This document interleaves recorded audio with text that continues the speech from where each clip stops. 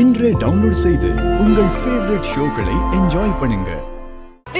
என்னடி சும்மா நொன்னுக்கிட்டே இந்த பாரு, உன்னை பெத்தவனா உன் நொன்ன என்ன கேட்டாலும் நான் சமாளிச்சுக்கிறேன். நீ முதல்ல குழந்தைய தூக்கிட்டு உன் புருஷ வீட்டுக்கு போற வழிய பாரு போ.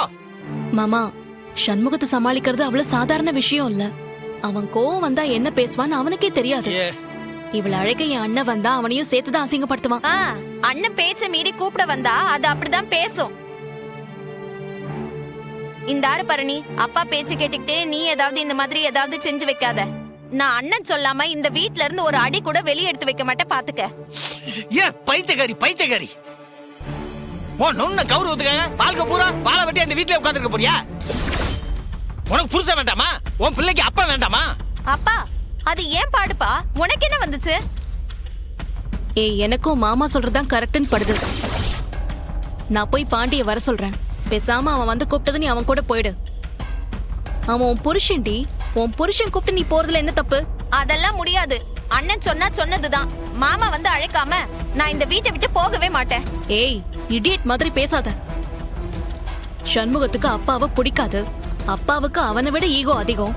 இப்படி ரெண்டு பேரோட ஈகோக்கு நடுவுல நீ ஏண்டி கஷ்டப்பட? சொல்லுதா. அப்படியெல்லாம் நீ கேள்வி கேட்டா எனக்கு பதில் சொல்ல தெரியாது. நான் இங்க இருந்து போக மாட்டேன், அம்பிட்டுதான். இவ கிடக்குறாத்தா, இவ ஒரு கோட்டிக்காரி, இவ அண்ணன் ஒரு கோட்டிக்காரன். இவங்க ரெண்டு பேரும் மனசு மாறுற வரைக்கும் நம்ம காத்துட்டு இருக்க முடியாது. நீ உடனே போ, மருமான கையோட கூட்டு வா. இவளை கைய கால கெட்டியாத அனுப்பிச்சு விடுறேன். அப்பா வேணாப்பா, வீணா அண்ணன் பேச்ச தாண்டி நீ ஒரு முடிவு எடுக்காத.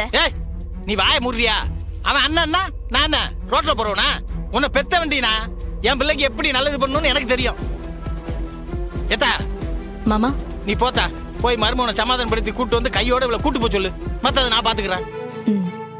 எசக்கி, சும்மா வெட்டி கோவத்துல எந்த யூஸும் கிடையாது. நான் போய் இப்ப அண்ணனை கூட்டிட்டு வரேன்.